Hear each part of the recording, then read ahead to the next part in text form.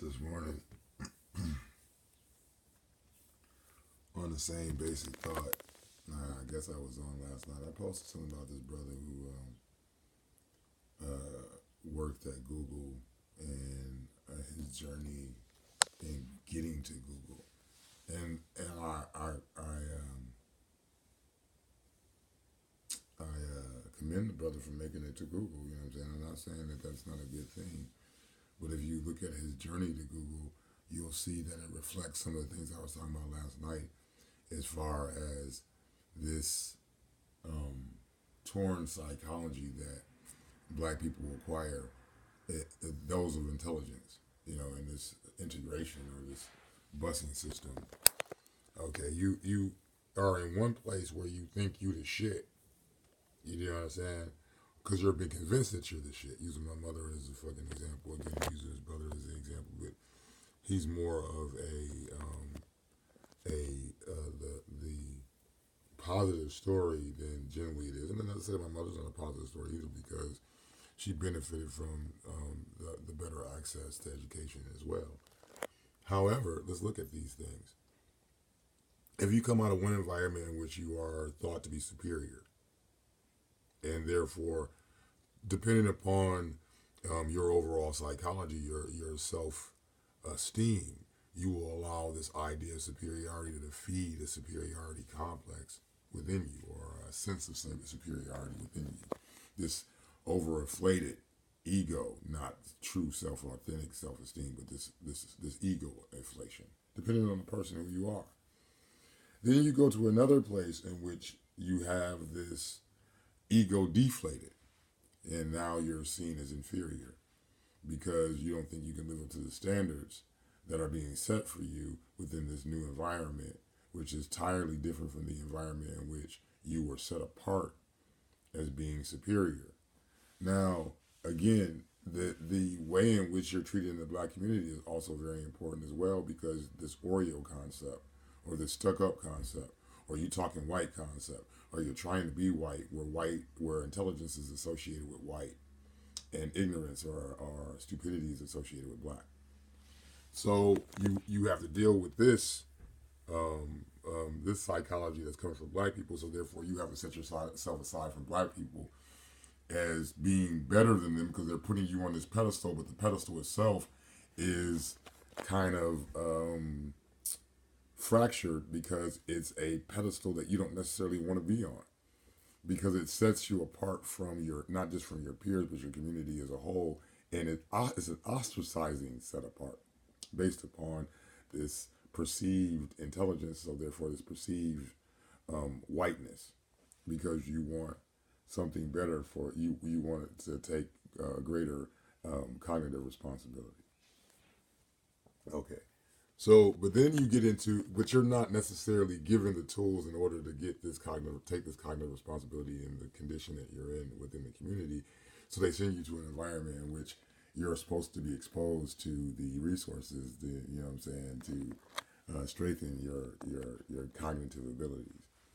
Well, you don't have the resources that the kids have. You didn't have access to the same resources that the kids have in the new conditions. So therefore, you are made to feel inferior under those conditions. Not to mention, all other kind of things that they carry with them as far as their maladaptive or their parataxic distortions, or just the cognitive dissonance that comes as a result of it. So this cognitive dissonance is still going on regardless of the better circumstance. So psychologically and emotionally, there is damage being done even in these new circumstances that seem to be better. And these circumstances always exist regardless of the length of time. You might become more comfortable with them over a period of time, but they're always there, and they're always present, and there's always a level of consciousness, unconscious consciousness, or consciousness, subconscious consciousness, or conscious consciousness of these circumstances. So you're always have to go twice the limit in order to do, half the work. You understand? So even when you're succeeding, you're only succeeding half as well. by doing twice the amount of work. That's an inefficient use of energy. It's an inefficient use of energy, and that's where we as black people are in the society. Even if we win it, we're in a circumstance in which we have this conflict, this ongoing conflict of superiority versus inferiority. When we're around, our white peers and our this circumstance, this upwardly mobile, there's this or intellectual peers or whatever it might be, is this inferiority based that I have to live up to, these standards set for me that I have to be set apart from everybody else who looks like me. But then when I'm around everybody that looks like me, I have to disregard what it is to be set apart from everybody who looks like me in order to be a part of everybody who looks like me. Because the majority of people who look like me can't accept that they have the same capacity as me, and I'm some kind of special fucking kind of, you know what I'm saying?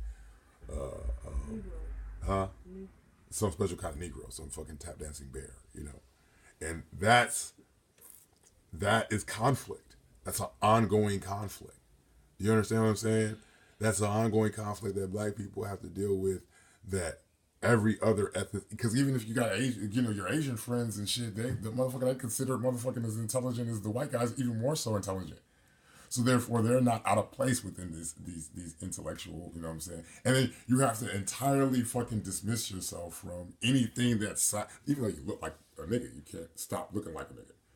But you have to dismiss yourself from anything that reminds them that you're another black person, because, you know what I'm saying, those things, those traits aren't held by black people of your particular status. But then when you go back to black people, you have to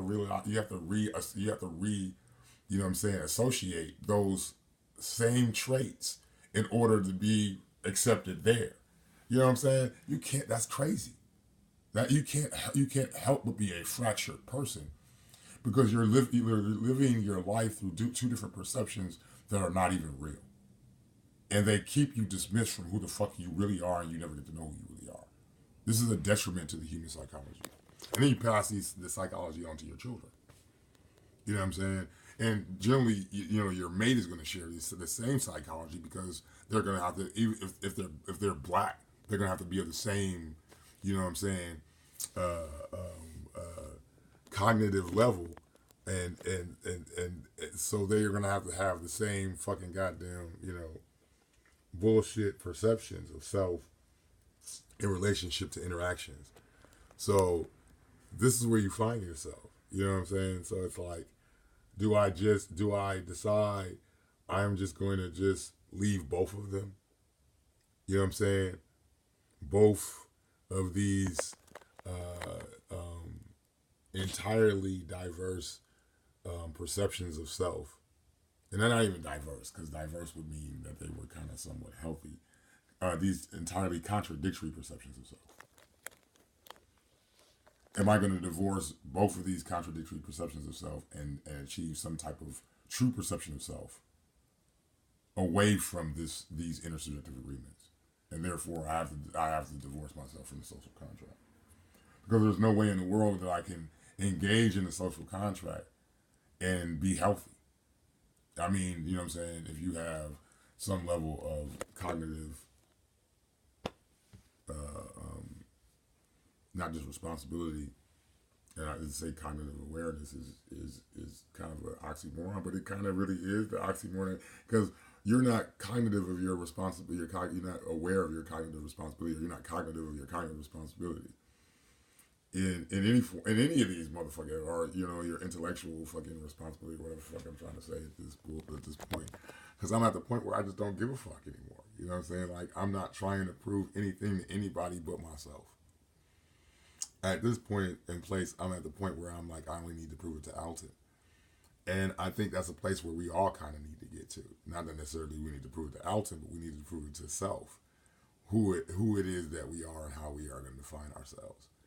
So, you know what I'm saying? I can no longer define myself by one particular ethnic, you know what I'm saying, perception. And there are these false ethnic perceptions that it's crazy that black people live among black people and know that these ethnic perceptions are like false. Like when I was I went to Job Corps, right? And when I was in Job Corps, like in 1990, I remember like they have these group counseling classes, right?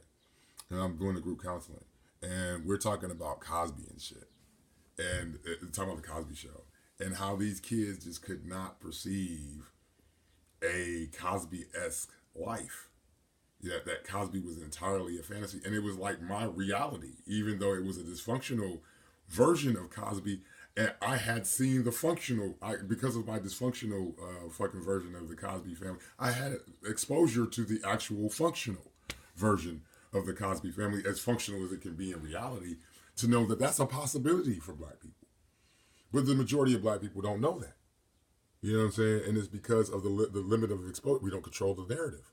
And if we don't control the narrative, we don't control what aspects of black life are possible, that black people are exposed to. And that's, that's my fucking rant this morning.